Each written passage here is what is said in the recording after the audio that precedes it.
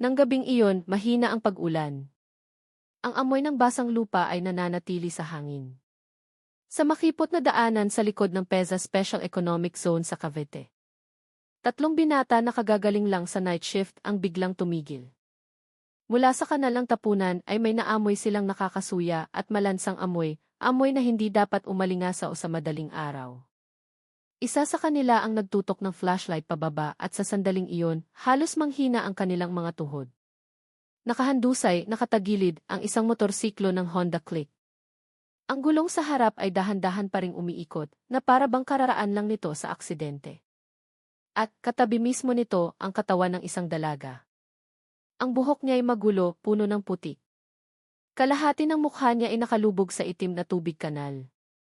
Ngunit ang nagpanganga sa kanila ay ang posisyon ng kamay niya. Ang kamay na iyon ay tila nagpupumilit pa ring humawak sa isang bagay bago siya kunin ng kamatayan.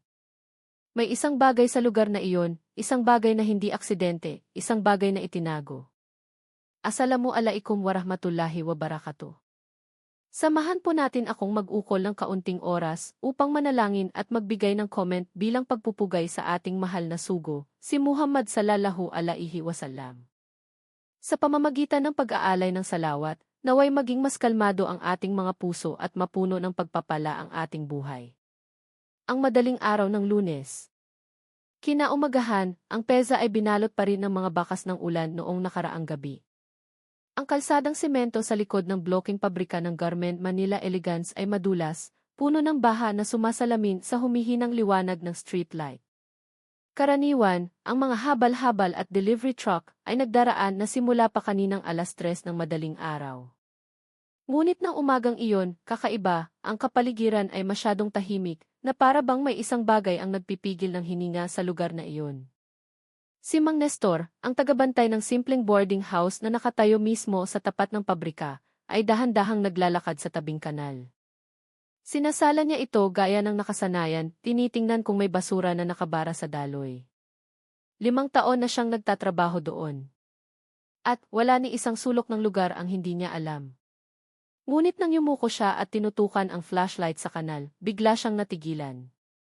Ha! Kaninong motor yan, bulong niya. Mula sa ibabaw ng umaalulong na tubig kanal, nakita ang likod ng isang Honda Click na kulay silver. Tanging ang likod lang ang nakalitaw, ang ilaw nito ay mahinang kumukurap, tila malapit ng mamatay. Lumapit si Mang Nestor, iniisip na baka may empleyado lang sa night shift na nadulas dahil sa kalsadang madulas. Naghanda na nga siyang bumaba upang tumulong. Ngunit nang sumilik siya ng mas malapit, nanigas ang kanyang katawan. Sa tabi ng motor, nakahandusay at kalahating nakalubog, ang katawan ng isang babae. Ang mahaba niyang buhok ay nakakalat, nakatabon sa bahagi ng mukha na nakalubog sa putik. Ang kamay niya ay nakahawak pa rin sa handlebar ng motor, na para bang nagpupumilit siyang kumapit bago tuluyang nawala ng balanse. Kinilabutan si Mang Nestor. May lamig na gumapang mula sa kanyang batok hanggang sa kanyang likod. Diyos ko, bulong niya na may sirang boses. Umurong siya ng ilang hakbang. Ang kanyang paghinga ay bumigat. Sa isang kisap mata, tumakbo siya pabalik sa tarangkahan ng boarding house at sumigaw, tinatawag ang mga kapitbahay. Ang simula ng investigasyon. Wala pang 2 minuto, ilang manggagawa na papunta sa morning shift ang nagtipon sa tabi ng kanal. Nakatingin sila, dilat na dilat ang mata. Grabe, paano yan nahulog ng ganyan? Buhay pa ang motor. Bago lang ba yan nangyari? Pero bakit walang nakarinig kagabi? Nag-ingay ang mga bulungan. Ngunit wala ni isa ang naglakas loob na bumaba at hawakan ang katawan ng kawawang babae. Hindi lang dahil sa takot na masira ang ebidensya, kundi dahil masyadong nakakatakot ang tanawin. Ang mukha niya ay mukhang may pasa, ang kanyang panga ay tila nasira, at may manipis na daloy ng dugo na humalo sa tubig ulan na umaagos sa kanal. Isang Ilocana na manggagawa ang nakakilala sa kulay isay blue na uniforme na suot ng biktima. Napahawak siya sa bibig ng mahigpit. Uniforme yan sa atin. Sa Plant 3, sabi niya, nanginginig. Biglang tumahimik ang lahat. Nagtinginan ang mga manggagawa. Ang ilan ay napalunok. Ang kulay isay blue na uniforme ay sadyang ginawa para sa production division ng Garment Manila Elegance. Ibig sabihin, ang biktima ay isa sa kanila. Hindi nagtagal, narinig ang tunog ng patrol car ng pulis mula sa dulo ng kalsada.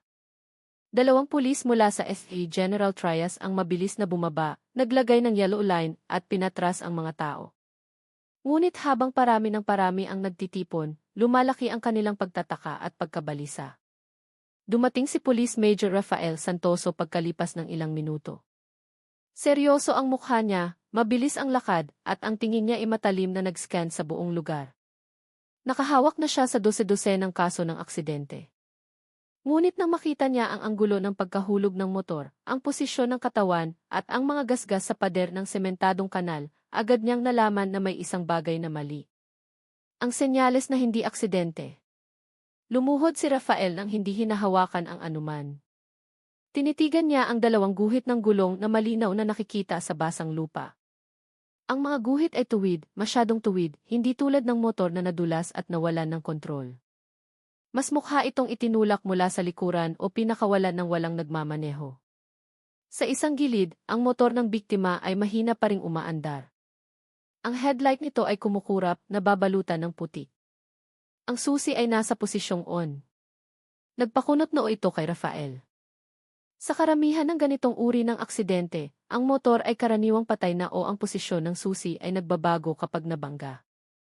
Pagkatapos ay tinitigan niyang muli ang katawan ng babae. Ang kamay niya na nakakapit pa rin sa handlebar, ang buhok niya na nakadikit sa ibabaw ng tubig na parabang kinaladkad. At ang pinaka-nakakagambala, walang palatandaan ng pagtatangka ng biktima na abutin ang isang bagay o pigilan ang kanyang katawan nang siya'y mahulog. Kung ito ay aksidente, naisip ni Rafael, bakit walang bakas ng katawan na nabangga mula sa itaas?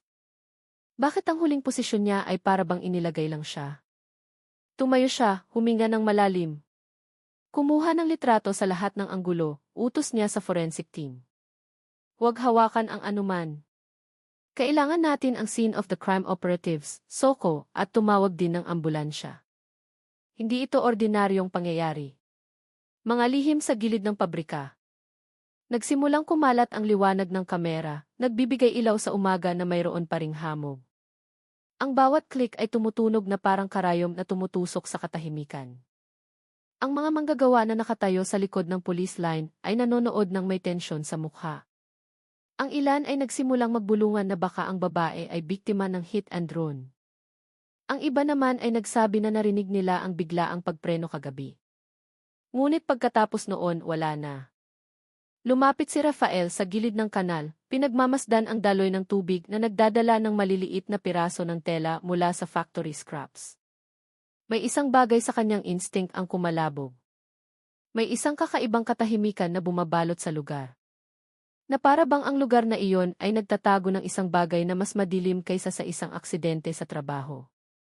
Nang dumating ang ambulansya at dahan-dahang binuhat ang katawan ng babae, inobserbahan ni Rafael ang mukha niya na nasira dahil sa pagkakabangga. Ngunit may isang bagay na nagpatagal sa kanya. Ang walang buhay na tingin na nakabukas pa rin na para bang nagmamakaawa sa isang tao na hanapin ang katotohanan. Ito'y simula pa lang bulong niya. At nang umagang iyon, nang walang nakakaalam, nagsimula ang kaso na iayanig sa buong Cavite. Ang punit na helmet at ang walang bahid na eksena. Muling bumagsak ang ambon nang dumating ang SOCO team sa lokasyon. Ang mga strobe light mula sa sasakyan ng pulis ay sumasalamin sa ibabaw ng tubig kanal na lumilikha ng mahabang anino na nagpapadilim pa lalo sa kapaligiran. Nagsimulang bumaba ang mga pulis sa maliit na hagdan patungo sa ilalim ng kanal, nagtutok ng ilaw sa bawat detalye ng putik na nahalo, ang mga guhit ng gulong, at ang sira-sirang helmet na natagpuan 3 metro mula sa katawan ng biktima. Nakatayo si Major Rafael sa itaas, ang dalawang kamay niya ay nakakrus sa likuran. Pinagmamasdan niya ang lahat nang hindi pinalalampas ang 1 inch man lang. Habang mas matagal siyang nakatingin, mas lumalalim ang guhit sa kanyang noo.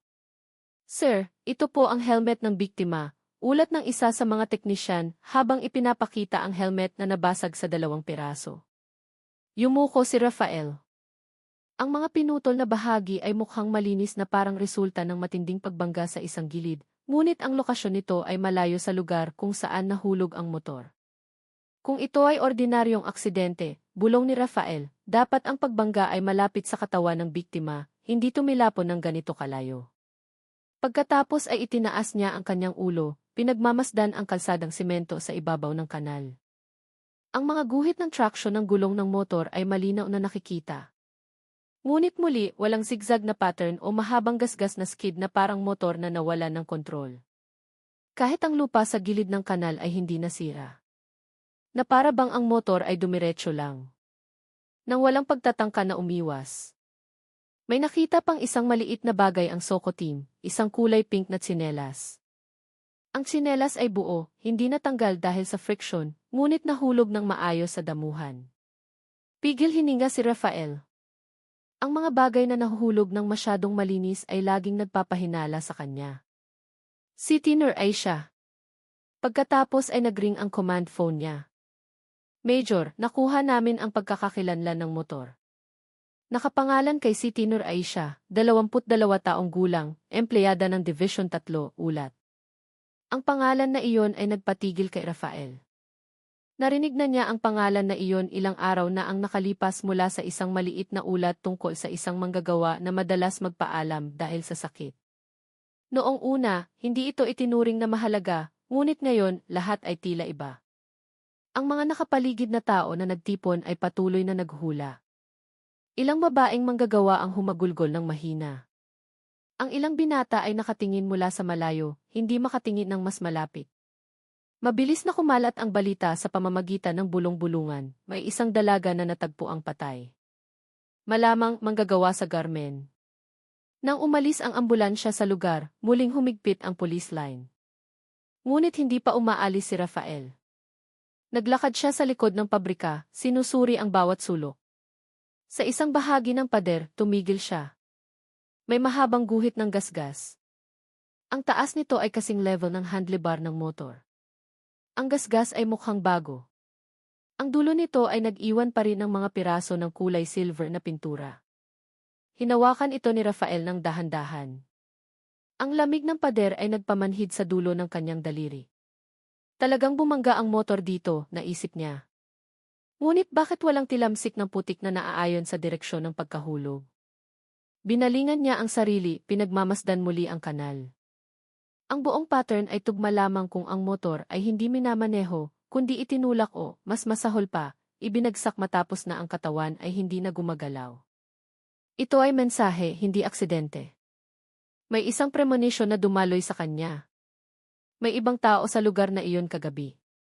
Isang tao na mas nauna nang dumating bago natagpuan ng mga morning shift na manggagawa. Naglakad si Rafael pabalik sa unang punto, tinawag ang dalawa niyang tauhan. Agad na maghanap ng mga saksi na nakarinig ng kakaibang ingay kagabi, tunog ng preno, tunog ng motor na biglang huminto, kahit ano, utos niya. Opo, Major, sagot nila. At isa pa, patuloy ni Rafael, hingin ang data ng kamera mula sa lahat ng tindahan at security post sa loob ng 500 metrong radius. Gusto ko ang footage kagabi. Kahit marami ang sira, hahanapin natin ang anumang natitira. Tumango ang mga tauhan niya at nagmamadaling umalis. Lalong dumidilim ang langit kahit umaga pa lang. Ang ambon ay nagdagdag ng tensyon habang dahan-dahang lumakad si Rafael sa gilid ng kanal. Muli, inisip niya ang mga huling sandali ng dalaga. Isang dalaga na nag-iisa sa gabing umuulan. Baka natatakot, baka nagtatangkang tumakas, o baka wala siyang pagkakataon na lumaban. Pinikit ni Rafael ang kanyang mga mata. Siguro hindi siya kilala ni Aisha. Ngunit ang responsibilidad na hanapin ang katotohanan ay nasa kanyang mga kamay ngayon. At ang kanyang puso ay nagpadala ng isang mensahe na masyado na niyang madalas narinig sa loob ng maraming taon na humaharap sa mga kaso ng kamatayan. Hindi ito aksidente. Ito ay mensahe. Ito ay paghingi ng tulong. Idinilat niya ang kanyang mga mata, tinitigan ang police line na nanginginig sa ihip ng hangin. At sa sandaling iyon, nagdesisyon siya ng isang bagay. Hindi titigil ang investigasyon na ito hanggat hindi niya nalalaman kung sino ang naglagay ng katawan ni Aisha sa kanal na iyon at bakit. Ang lalaking nakita sa KK. Major, nakalap na namin ang mga pahayag, sabi ng isa sa mga batang investigador habang iniaabot ang isang kulay dilaw na folder. Hindi marami, ngunit may ilang bagay na interesante. Binuksan ni Rafael ang folder, binasa isa-isa. Ang unang pahayag ay mula sa isang residente na nakatira malapit sa likod ng pabrika. Inamin niya na nakarinig siya ng biglaang pagpreno ng motor mga 9:00 kagabi. Hindi ito tunog ng malaking pagbangga, kundi parang motor na biglang huminto. Pagkatapos nito, tahimik na. Ang pangalawang pahayag ay mula sa isang shift worker. Nakita niya ang isang dalaga na pinaniniwalaan niyang si Aisha na lumabas sa tarangkahan ng pabrika na mukhang maputla at nagmamadali ang lakad. Ang oras ay mga 8:45 ng gabi. Ngunit hindi nakita ng manggagawa ang sinumang sumusunod sa likuran. Ang pangatlong pahayag ang nagpakunot noo kay Rafael. Isang security guard sa silangang bahagi ng pabrika ang umamin na nakakita ng isang kulay itim na motor na mabilis na dumaan mga 9:15 ng gabi. Ang motor ay hindi mukhang sa karaniwang manggagawa, walang company sticker, walang kapot, at ang nagmamaneho ay nakasuot ng itim na full-face helmet. Ang motor ay patungo sa direksyon ng kanal. Kumatok si Rafael sa maliit na mesa. Itim na motor, full-face helmet. Patungo sa kanal. Tiningnan niya ang mga investigador. May footage ba na nagpapakita ng motor na iyon? Umiling ang isa sa mga investigador. Karamihan po ng kamera na nakaturo sa likuran ay sira. Isang kamera lang ng sari-sari store ang nakakuha ng malabong silhouette, pero hindi sapat ang linaw, sabi niya. Isinara ni Rafael ang folder niya nang may nagtatagong galit. Ang problema sa sira-sira na kamera ay laging bangungot sa investigasyon. Tumayo siya. Nasaan ang may-ari ng sari-sari store? Ang lalaking tumakbo pabalik. Ilang minuto ang lumipas, isang lalaking nasa katamtamang edad na nagngangalang Mang Ambo ang lumapit. Nag-aalangan siya, mahigpit na hawak ang kanyang cap. Wala po akong nakita, sir. Dumaan lang ang motor ng mabilis, sabi niya. Pero may isa pa, tiningnan siya ni Rafael ng matalim. Pagkatapos dumaan ng motor, nakarinig ako ng parang tumatakbo. Mabigat at mabilis ang mga hakbang, parang takot o nagmamadali, sabi ni Mang Ambo. Kumirot ang dibdib ni Rafael. Saan ang direksyon? Pabalik po sa pabrika, sir. Hindi sa kanal, sagot ni Mang Ambo. Kung may nagkasala at tumakas, dapat lumayo siya sa lokasyon, hindi bumalik sa pabrika. Tinala ito ni Rafael. Sige, salamat, Mang Ambo. Pagkaalis ng residente, tiningnan ni Rafael ang kanyang team. Ang taong iyon, sinuman siya, ay pumunta sa kanal at pagkatapos ay bumalik sa pabrika. Ibig sabihin, mayroon siyang dahilan para manatili sa loob ng lugar ng kumpanya o may access siya sa loob. Dahan-dahan siyang lumakad palabas ng post, tiningnan ang mataas na gusali ng pabrika. Ang mga ilaw ay nagsisimula ng buksan para sa night shift. Nagmamadali ang mga manggagawa na pumasok. Ang ilan ay nakatingin sa mga pulis ng may takot. Alam ni Rafael ang pattern na ito. Ang mga kaso sa industrial zone ay kadalasang may kinalaman sa insider, isang taong pamilyar sa lugar, alam ang oras ng pagpapalit ng shift, alam ang mga madidilim na lugar na walang kamera, at ang motive ay halos laging may kinalaman sa pag-ibig, utang o pang-aapi mula sa superior. Binalingan niya ang kanyang investigador. Kailangan natin ng kumpletong data ng biktima, mga kaibigan, katrabaho, sick leave history, sino ang pinakamalapit sa kanya, utos niya. Hiningi na namin sa GRI, sir. Ipadadala raw nila mamayang gabi, sabi ng investigador. Tumango si Rafael. Mabuti. Pumunta tayo sa boarding house ng biktima. Ang lihim na takot ni Aisha. Ang boarding house ni Aisha ay nasa isang masikip na eskinita na puno ng mga sinampay sa harap ng bawat pinto. Ang mga mahihinang dilaw na ilaw ay nagpadilim sa lugar. Isang dalaga ang nagbukas ng pinto nang kumatok ang pulis. Ria, tanong ni Rafael. Tumango ang dalaga, ang mga mata ay namumula, ang mukha ay maga. Opo, sir. Ako ang kasama ni Aisha sa kwarto, sabi niya. Pumasok si Rafael. Ang maliit na kwarto ay mayroon lamang 2 manipis na kutson, isang plastik na aparador, at isang lumang bentilador. Sa sulok ay ang work bag ni Aisha na maayos pa rin. Umupo si Ria, mahigpit na hawak ang dulo ng kanyang damit, nanginginig. Gusto ko lang magtanong ng ilang bagay, sabi ni Rafael ng mahinahon. Kailan mo siya huling nakita? Kagabi po, sir. Bago siya umalis sa shift. Mukha siyang pagod, pero wala siyang sinabi, sagot niya. Pinansin ni Rafael ang ekspresyon ng kanyang mukha. May isang bagay na pinipigilan. Nagkwento ba si Aisha tungkol sa problema sa kaibigan, sa pamilya? O sa isang tao sa pabrika? Matagal na nakayuko si Ria. Sa huli, bumulong siya, halos hindi marinig. Natatakot si Aisha, sir. Lumapit si Rafael.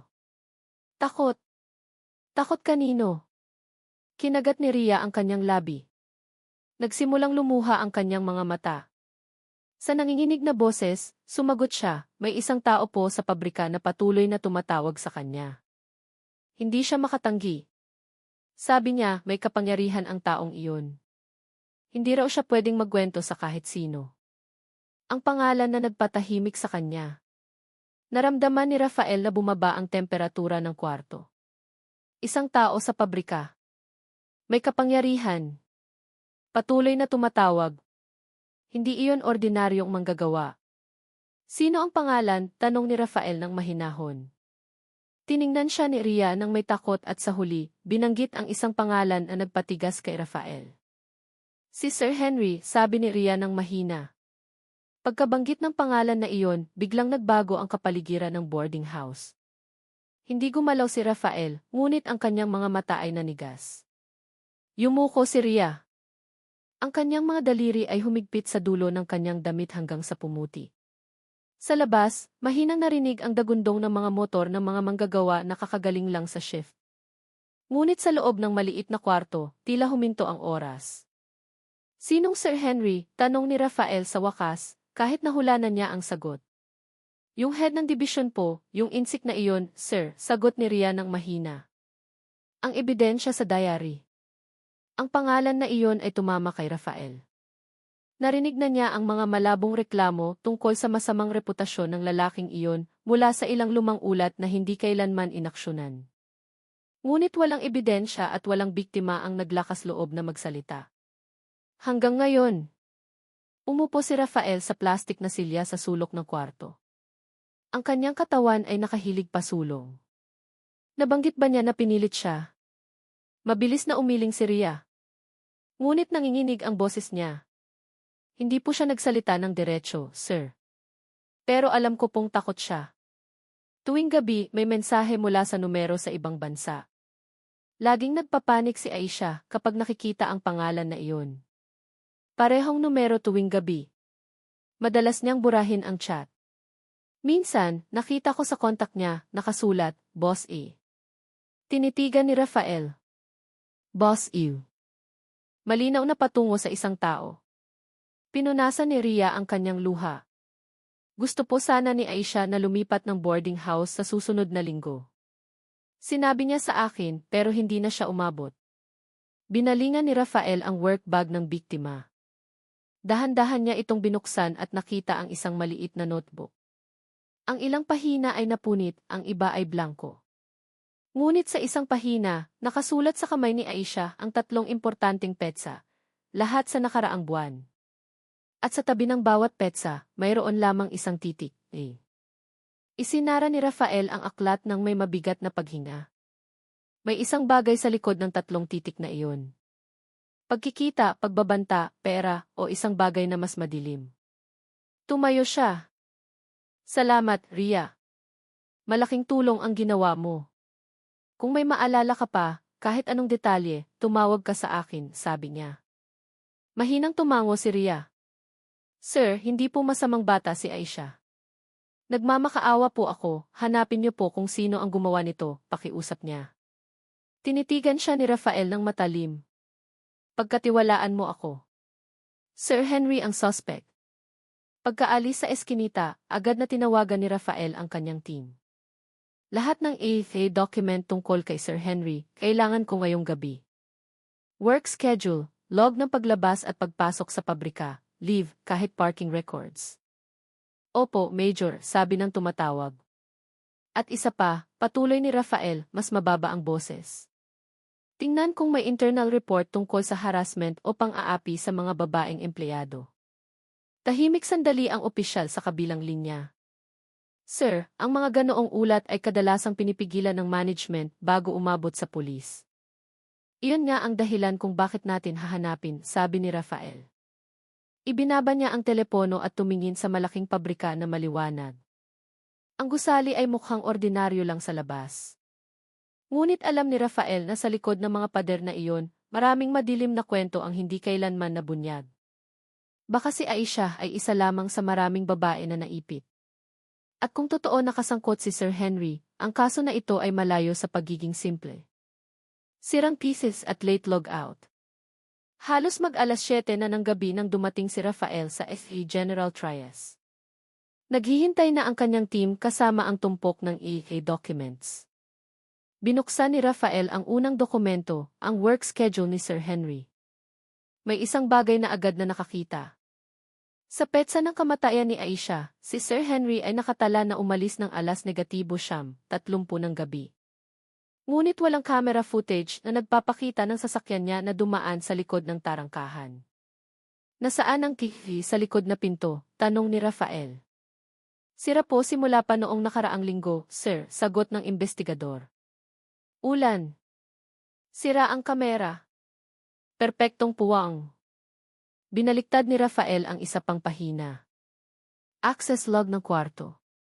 Si Sir Henry ay pumasok sa meeting room sa second floor ng alas negatibo 12 ng gabi. Lumabas ng alas negatibo 17 ng gabi, eksakto sa oras na huling nakita si Aisha. Kainis, bulong ni Rafael. Lumapit ang isang investigador. Major, pwede na ba nating tawagan agad si Sir Henry? Tiningnan ni Rafael ang manipis na tumpok ng ebidensya sa kanyang harap. Masyado pang maaga. Sa mundo ng krimen, ang mga taong tulad niya ay hindi magpapanik maliban kung may ebidensya na hindi maikakaila. Hindi pa tayo sapat ang lakas, sabi niya. Ngunit mayroon na tayong direksyon. Tumayo siya. Bukas ng umaga, papasok tayo sa pabrika. Susuriin natin ang meeting room na iyon at maghanap ng saksi na nakakita kay Aisha na papunta roon, sabi niya. Tinitigan niya ang data board ni Aisha sa dingding. Sino man ang nakipagkita kay Aisha ng gabing iyon, alam niya ang sikreto na nagdulot ng kamatayan ng dalaga. Kinuyom ni Rafael ang kanyang kamao. At hahanapin ko siya. Ang malinis na crime scene at ang huling sumpa. Kinaumagahan, pumasok si Major Rafael sa lugar ng pabrika ng Garment Manila Elegance kasama ang dalawang investigador. Ang hangin ay malamig pa rin. Ang amoy ng basang tela na hinaluan ng mantika ay umiihip mula sa malaking bodega. Ang mga manggagawa ay nakatingin sa kanila nang may balisa sa mukha. Ang balita tungkol sa pagkamatay ni Aisha ay kumalat na sa buong dibisyon magdamag. Isang EC manager na nagngangalang Anis. Yumi ang sumalubong sa kanila nang may kabado ng ngiti. Sir, nakikiramay po kami sa nangyari. Pero pakiusap, kailangan pong magpatuloy ang production, sabi niya. Pinutol siya ni Rafael ng walang emosyon. Kailangan lang namin ng access sa ilang kwarto, hindi kami makakaabala sa production. Ang tono ng boses niya ay nagpatahimik agad kay Imes. Yumi! Nagpunta sila sa second floor meeting room na nakatala bilang huling lokasyon na na-access ni Sir Henry bago nawala si Aisha. Ang pinto ng kwarto ay metallic, ang white card nito ay nagsisimula ng matuklap. Binuksan ng AC ang kandado gamit ang access card. Pagkabukas ng pinto, agad na naramdaman ni Rafael na may isang bagay na mali. Ang meeting room ay masyadong malinis, masyadong maayos, wala man lang bakas ng alikabok sa mahabang mesa. May bumulong ang isang investigador. Sir, ang kwarto na ito ay mukhang kararating lang na mapunasan, amoy pa nga ang mop. Naglakad si Rafael sa paligid ng kwarto, pinagmamasdan ang dingding, ang bintana, ang sahig. Tumigil siya sa sulok ng kwarto malapit sa water dispenser. May manipis na guhit ng gasgas, hindi malaki, parang bakas lang ng matigas na bagay na nakaladkad. Sinindihan ni Rafael ang flashlight. Ang gasgas ay kasing level ng balikat ng taong tinulak. Pagkatapos ay tiningnan niya ang sahig. May maliit na bakas ng pressure na parang mansa ng sapatos na hindi pa lubusang natanggal kahit napunasan. Tumayo si Rafael. Mayroong pisikal na aktibidad dito, di ba? Tumango ang mga investigador, tensyonado. Enmath. Yumi, tawag ni Rafael sa GC ng may opisyal na tono. Kailan huling nalinis ang kwarto na ito? Napaisip si Yumi. Dapat po tuwing umaga, sir, ng cleaning service. Dapat, ulit ni Rafael. Pero ang thesis logi. Napalunok si Yumi. Ang thesis po sa second floor ay nagkataon na sira rin, sir. Ang daang patungo sa kasawian. Nagliwanag ang mata ni Rafael. Isa o dalawang kamera na sira ay maaaring hindi nakakahinala. Pero ngayon, sira ang likod na daan, sira ang gilid na tarangkahan, sira ang second floor, hindi ito nagkataon. Nagpatuloy ang pagsusuri sa mga manggagawa ng Division 3. Maraming nakayuko ang mukha. Ang ilan ay nanginginig ng banggitin ni Rafael ang pangalan ni Aisha. Tinawag din si Ria upang ipakita ang karaniwang daanan ni Aisha pauwi. Sa mahinang boses, sinabi niya, karaniwan pong bumababa si Aisha sa likod na hagdan, malapit sa meeting room. Hindi po niya gusto ang pangunahing hagdanan dahil madalas may tumatawag, sabi ni Ria. Tumigil sa paglalakad si Rafael. Sino ang tumatawag? Nag-aalangan si Ria. Si Sir Henry po, sir. Madalas siyang nakatayo roon tuwing gabi, sabi niya. Ang impormasyon na iyon ay nagpatinginan sa mga investigador. Ang daanan patungo sa meeting room kung saan na-detect ang access ni Sir Henry ay ang parehong daanan na ginagamit ni Aisha tuwing gabi. Ang ibang oras ng pag-uwi. Matapos suriin ang labas ng kwarto, naglakad si Rafael sa pangunahing security post. Isang matandang gwardiya, si Mang Tomas, ang nagtatala ng mga sasakyan.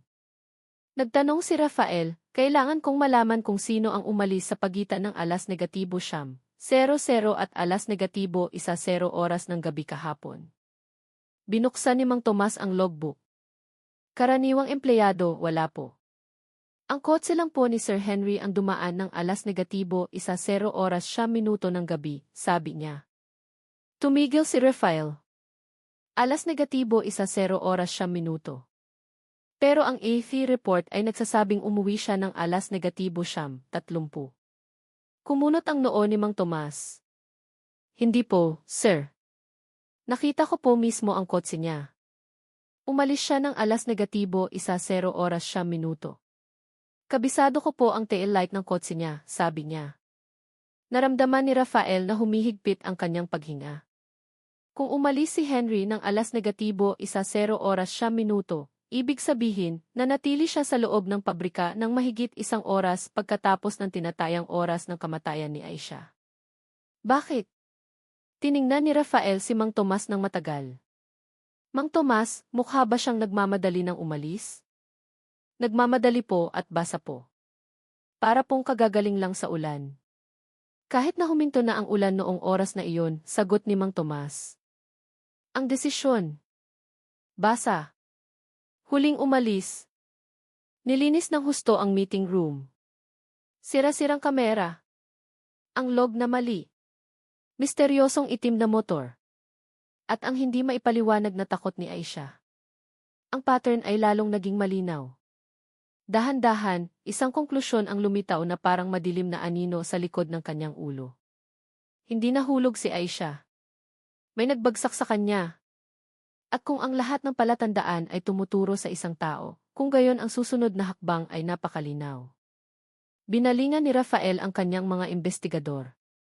Ihanda ang subwena. Ngayon din. Gusto kong makipagkita kay Sir Henry, utos niya.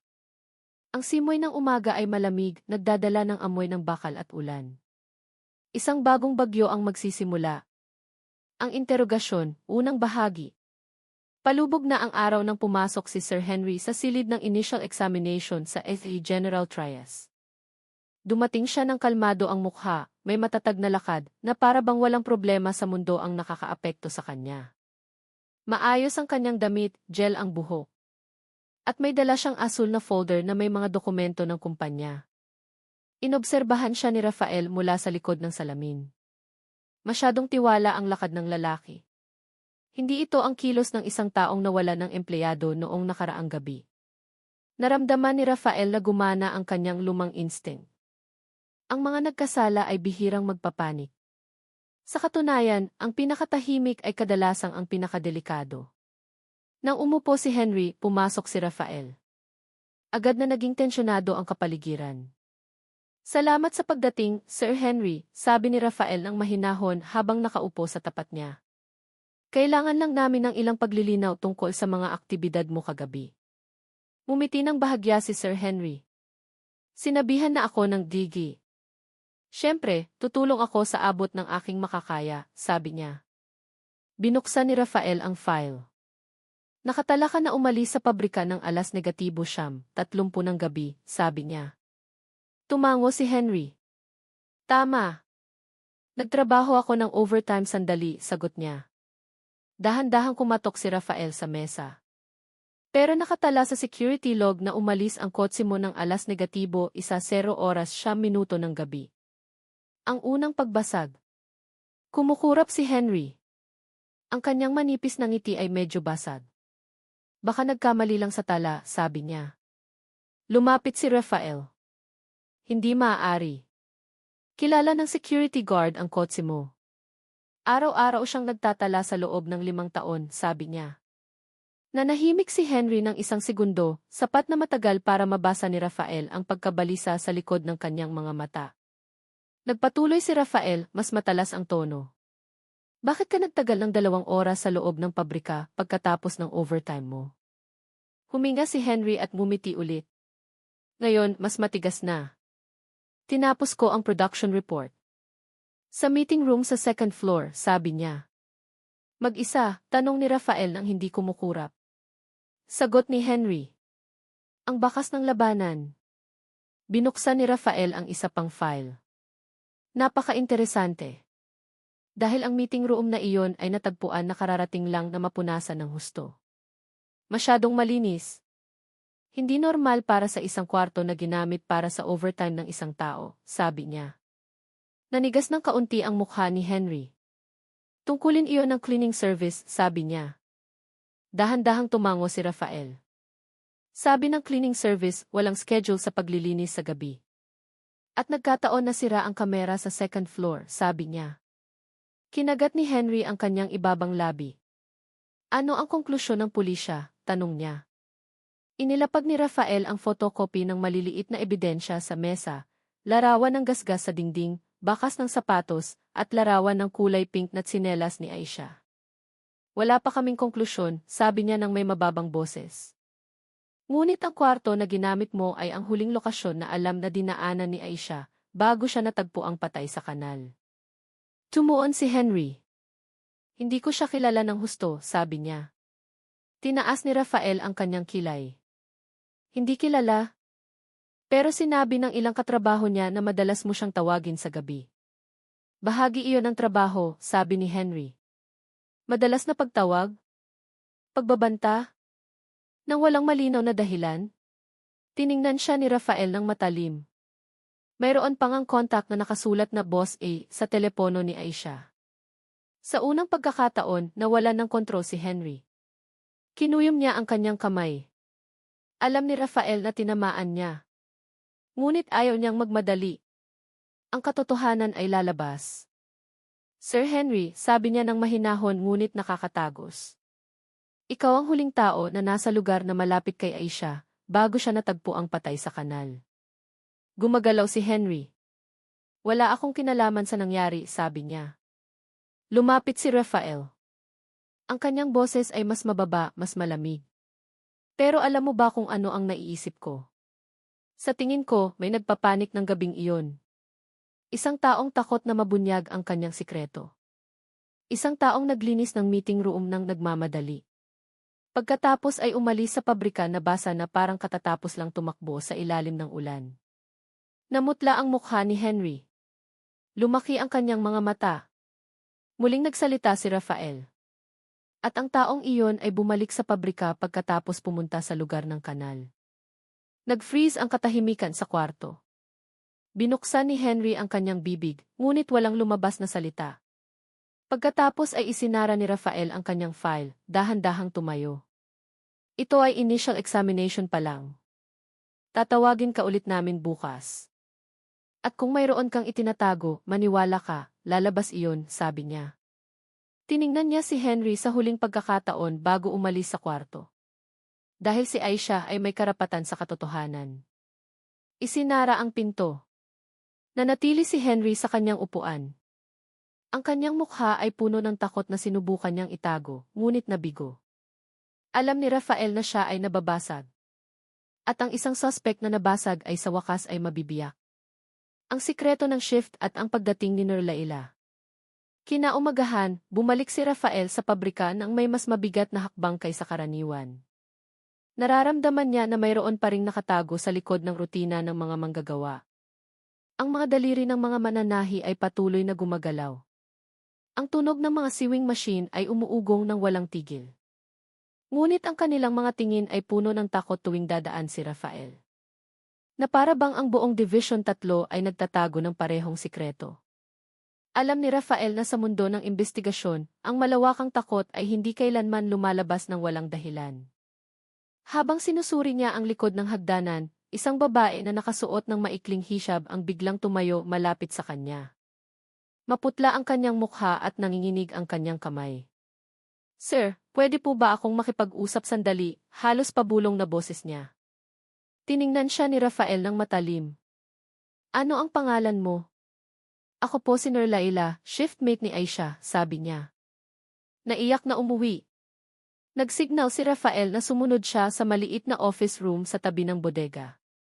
Pagkasara ng pinto, agad na hinawakan ni Laila ang kanyang dalawang kamay, pinipigilan ang tensyon. "Natatakot po talaga akong magsalita, sir. Pero pagkatapos na nangyari kay Aisha, hindi ko na po kayang manahimik," sabi niya. Bahagyang humilig si Rafael pasulong.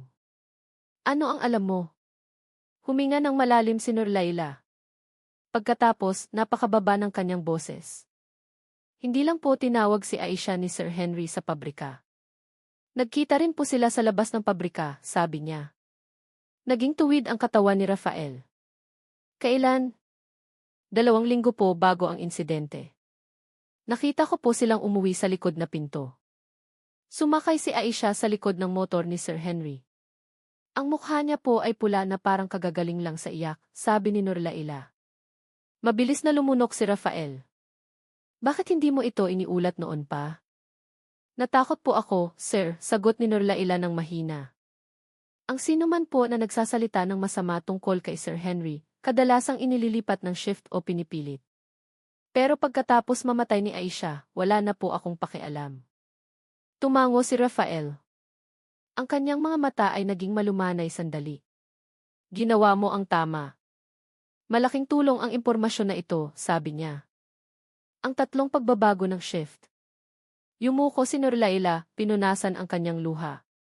"Isa pa po, sir. 2 araw bago mamatay si Aisha, sinabi niya na gusto na niyang mag-resign. Sabi niya, may isang bagay daw siyang hindi na kayang itago." "Ano yung bagay?" Tiningnan siya ni Rafael ng matalim. Umiling si Laila. Hindi niya sinabi, pero takot po ang ekspresyon niya, sir. "Talagang takot," sabi niya. Tumayo si Rafael na pagtanto ang bigat ng impormasyon na iyon. "Salamat, Leila. Pananatilihin kong lihim ang iyong pahayag." Pagkaalis sa kwarto, mabilis na naglakad si Rafael patungo sa G. Ang boses niya ay malakas at matigas. "Emma. Yumi, kailangan ko ang lahat ng employee access data sa nakaraang 3 buwan, lalo na ang likod na pinto," utos niya. "Ganoon po kadami, sir," mukhang kinakabahan si Yumi. "At kailangan ko rin ang history ng pagbabago ng shift ni Aisha," sabi ni Rafael. Binuksan ni Yumi ang computer file at sinuri. Pagkatapos ng ilang segundo, mahina siyang nagsalita. "Hindi po nag-request si Aisha ng pagbabago ng shift, sir. Pero nagpapakita ang system records na may 3 pagbabago ng shift sa pangalan niya," sabi niya. Naniningkit ang mata ni Rafael. "Sino ang nagbago?" Napalunok si Yumi. "Si Sir Henry po," sagot niya. "Ang pag-atake ng hacker." Pumikit sandali si Rafael. Ang mga piraso ng puzzle ay nagsisimula ng mabuo. Night shift. Likod na daanan. Pribadong pagtawag. Palatandaan ng takot sa mukha ni Aisha. At si Sir Henry ang sentro ng lahat. Hindi nagtagal pagkatapos umalis sa GE office, nag-vibrate ang telepono ni Rafael. Galing iyon sa Digital Forensics Unit. Sir Rafael, nakuha namin ang ilang backup data mula sa account ni Aisha. May nakatagong folder na may ilang screenshot ng mga conversation, sabi niya. Tumigil si Rafael. Anong conversation? May isang tao pong nagpadala ng mensahe ng pagbabanta mula sa isang numero sa ibang bansa. Ang pattern ay napaka-consistent, sabi niya. Sabi ni Rafael, mabilis, ipadala mo sa akin ngayon, utos niya. Ilang segundo ang lumipas, may pumasok na file.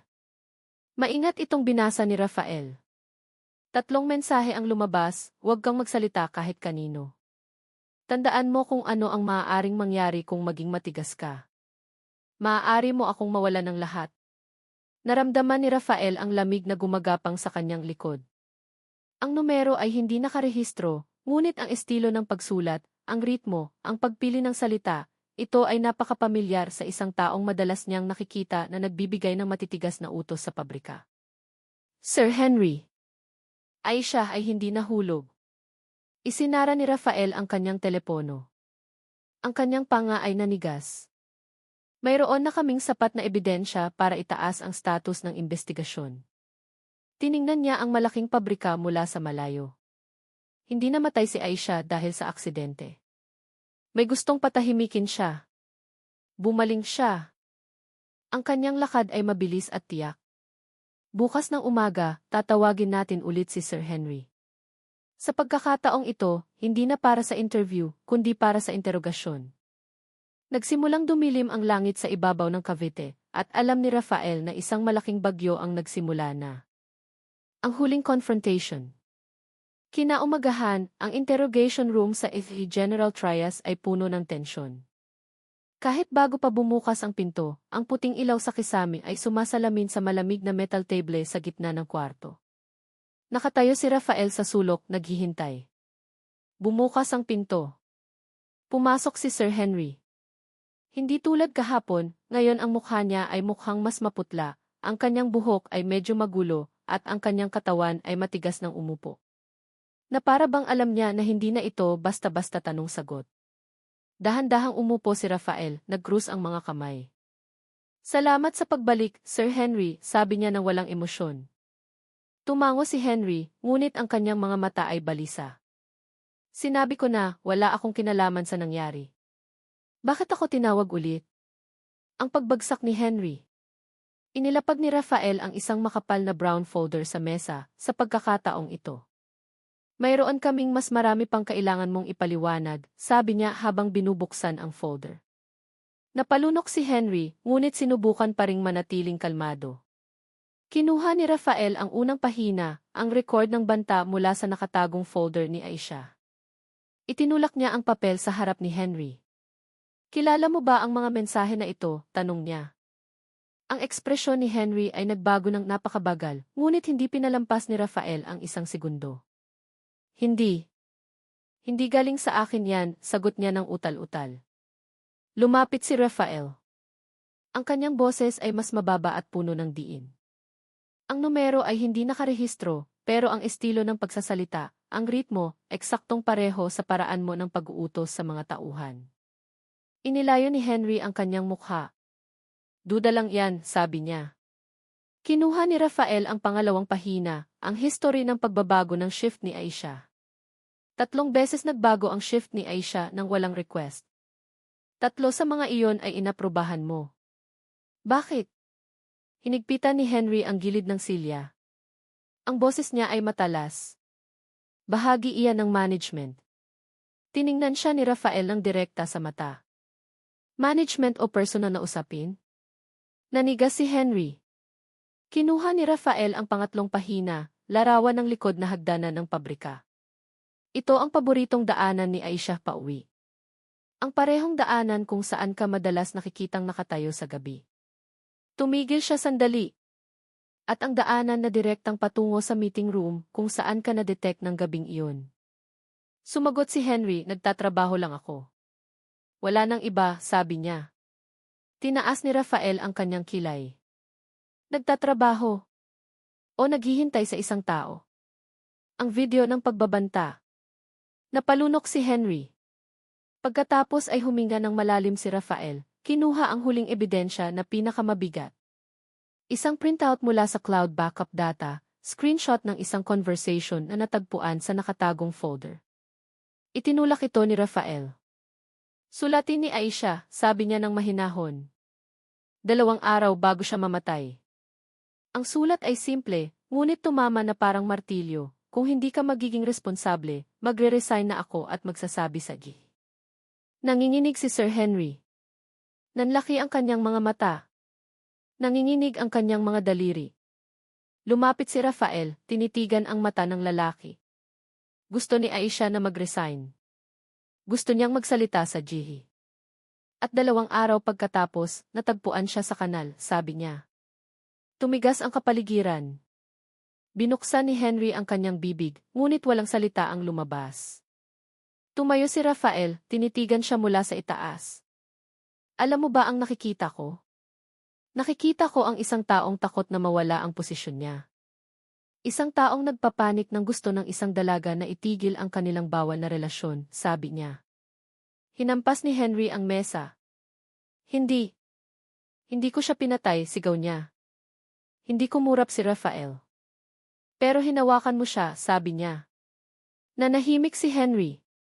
Mabilis na bumaba ang kanyang dibdib. Ang kanyang katawan ay medyo umuugoy. Ang pagkilala. Muling lumapit si Rafael. Ang boses niya ay mas mababa, parang bulong. Tinulak mo siya. Sinakal mo siya. Sinubukan mong gawin itong mukhang aksidente, sabi niya. Tinabunan ni Henry ang kanyang mga tainga gamit ang kanyang 2 kamay. Hirap siyang huminga. Hindi ako. Gusto ko lang. Ayaw kong lumaki ang problema na ito, sabi niya. Tinitigan siya ni Rafael ng matalim. Lumaki ang problema? Namatay si Aisha, Henry. Hindi iyon problema. Iyon ay krimen. Umiyak si Henry. Humiwalay ang kanyang katawan. Pinilit niya ako. Sabi niya, magsasabi siya, sabi niya. Narinig ni Rafael ang bawat salita, bawat pag-vibrate ng boses. At alam niya na ang pagbasag ay sa wakas ay lumabas. Tumayo siya ng tuwid. Sir Henry, simula ngayon, hindi ka na tinatawag bilang saksi. Nagbago ang status mo, sabi niya. Napatingala si Henry. Maputla ang kanyang mukha. Tinitigan siya ni Rafael ng diretsyo. Opisyal ka ng suspect, sabi niya. Ibinagsak ni Henry ang kanyang katawan sa likod ng silya. Tinabunan niya ang kanyang mukha. Ang tunog ng kanyang paghinga ay umalinggaw sa tahimik na kwarto. Ang natitirang ebidensya. Binalingan ni Rafael ang kanyang sarili, naglakad patungo sa pinto. Sa susunod na interogasyon, pag-uusapan natin ang gabing namatay si Aisha. Hindi sumagot si Henry. Nakayuko lang siya. Ang malamig na pawis ay tumutulo sa kanyang gilid ng ulo. Sa labas ng kwarto, tumayo si Rafael sandali, huminga ng malalim. Tapos na ang paghahanap. At mas malapit na ang katotohanan. Ang pangalan sa talaan. Nang umagang iyon, ang PEZA Special Economic Zone ay binalot pa rin ng manipis na hamog. Nang pumasok si Rafael sa special meeting room ng investigation team, nakaupo na ang lahat ng miyembro, naghihintay. Ang mga mukha ay tensyonado, puno ng pagod. Sa gitna ng board, ang lahat ng ebidensya ay nakadikit ng maayos, larawan ng crime scene, autopsy report, message record, shift history, at ang bahagyang pag-amin ni Henry. Ngunit sa gitnang bahagi ng board, may isang blankong espasyo na nilagyan ng makapal na pulang marker. Video evidence, hindi nakikita. Matagal na tinitigan ni Rafael ang pulang bilog. Malapit na tayo, sabi niya ng kalmado ngunit matalim. Ngunit nang walang video, ang motive at pattern ng pagbabanta ay hindi kumpleto. Kailangan nating mahanap kung sino ang may kopya ng video. Binuksan ng isa sa mga investigador ang file. Lahat ng device ni Aisha ay nascan na, cloud, email, internal memory, walang ibang video file. Kung may backup, tiyak na itinatago iyon ng isang taong lubos niyang pinagkakatiwalaan, sabi niya. Tumango si Rafael. Ang tanong ay, sino? Ang ifs sa ilalim ng damit. Kinahapunan, bumalik si Rafael sa boarding house ni Aisha. Ang maliit na kwarto ay may natitira pang amoy ng sabon at mga papel na hindi pa naaayos. Sa ibabaw ng maliit na mesa, nakita niya ang isang luma na notebook na may halos na tuklap na cover. Nang buksan niya ang huling pahina, nakita niya ang isang sulat na nagpatigil sa kanya. Kung hindi ako makabalik, alam niya ang lahat. Naniningkit ang mata ni Rafael. Sa ilalim ng pangungusap na iyon, may isa lamang pangalan na nakasulat ng maayos, Sari. Kagabi, natagpuan ni Rafael si Sari sa katabing boarding house. Ang babae ay mukhang kinakabahan nang makita ang pulis. Magulo ang kanyang buhok, nakayuko ang kanyang balikat, at ang kanyang mga mata ay puno ng takot na hindi pa nawawala simula nang mamatay ang kanyang kaibigan. Sir, bakit niyo po ako hinahanap? Ang kanyang mahinang boses. Sinubukan ni Rafael na maging malumanay. Sari, hindi ako dumating para pilitin ka. Dumating ako dahil isinulat ni Aisha ang pangalan mo bilang taong pinagkakatiwalaan niya. Kailangan ko ang tulong mo, sabi niya. Yumuko agad si Sari at kinagat ang kanyang labi. Talagang umalis na siya, sir, di ba? Tumulo ang kanyang luha bago pa man makasagot si Rafael. Kailangan naming malaman, patuloy ni Rafael. May ipinagkatiwala ba si Aisha sa iyo? Humagulgol si Sari. Takot na takot po siya noon, sir. Sabi niya, may video daw. Video na magpapatunay na ginugulo siya ng kanyang boss. Sabi niya, iyon lang ang tanging paraan para protektahan ang sarili niya. Kung may mangyari sa kanya. Katarungan para kay Aisha. Lumapit si Rafael. Nakita mo ba ang video? Tumango si Sari. Opo, sir. Ako po ang tumulong sa kanyang mag-record dahil hindi siya naglakas loob na mag-isa, sabi niya. Huminga ng malalim si Rafael. Nasaan ang video ngayon? Tumayo si Sari ng dahan-dahan, binuksan ang ibabang drawer ng aparador. Pagkatapos ay kinuha niya ang isang maliit na asul na BSB na nakatago sa ilalim ng tumpok ng damit. Ang kanyang kamay ay nanginginig pa rin habang iniaabot ito. Ito po. Sabi niya, kung mawawala siya o may mangyayari, kailangan ko itong ibigay sa tamang tao. Sigurado po ako na kayo ang tamang tao, sir, sabi niya. Tinanggap ni Rafael ang 8th ng may mabigat na puso. Katatapos mo lang tulungan si Aisha na makamit ang hustisya.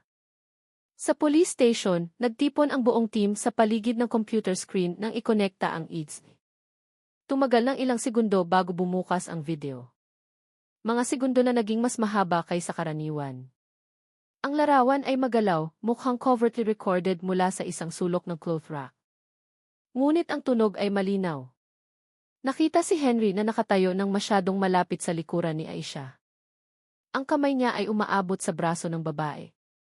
Ang boses niya ay narinig na mababa at nagbabanta, kung maglakas loob kang magsalita kahit kanino, magsisisi ka.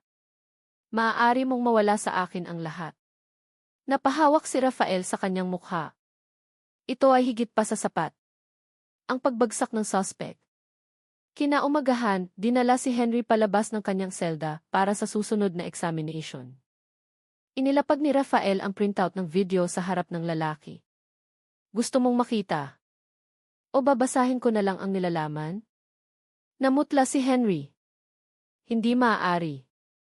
Hindi niyo iyon pwedeng makuha, sabi niya. Tiningnan siya ni Rafael nang walang kumukurap.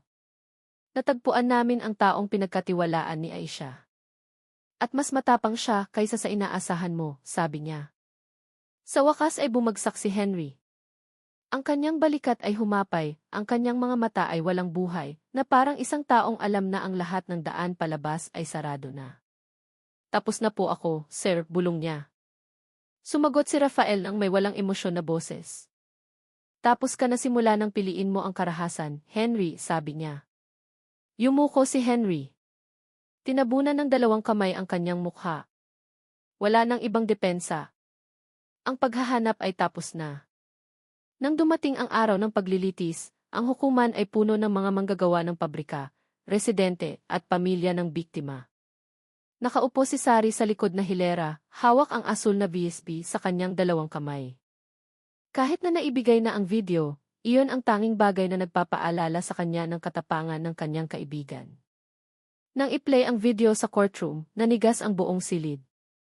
Walang tunog, walang ubo, tanging ang tibok ng puso ang umalinggaw sa tainga ng lahat. Pagkatapos ng video, hinampas ng hukom ang gavel. Sa lahat ng ebidensya, lalo na ang video recording at ang autopsy report, ang korte ay nagdeklara na ang akusado ay nagkasala sa kasong sadyang pagpatay. Agad na bumagsak ang nanay ni Aisha, humagulgol ng malakas. Nagyakapan ang mga babaeng manggagawa. Ang ilan ay tinakpan ang kanilang mukha ng kanilang kamay.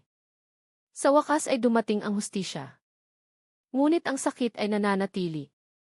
Kinahapunan, pagkatapos ng paglilitis, nakatayo si Rafael sa gilid ng kalsada ng industrial zone. Ang mga babaeng manggagawa ay umuuwi ng pagod, kumukupas na t-shirt, magulo ang buhok, ngunit ang kanilang lakad ay matatag. Matagal silang tinitigan ni Rafael. Alam niya na sa likod ng mga mukha na iyon ay may mga pangarap, may mga pag-asa, at may takot na hindi kailanman lubusang nawawala.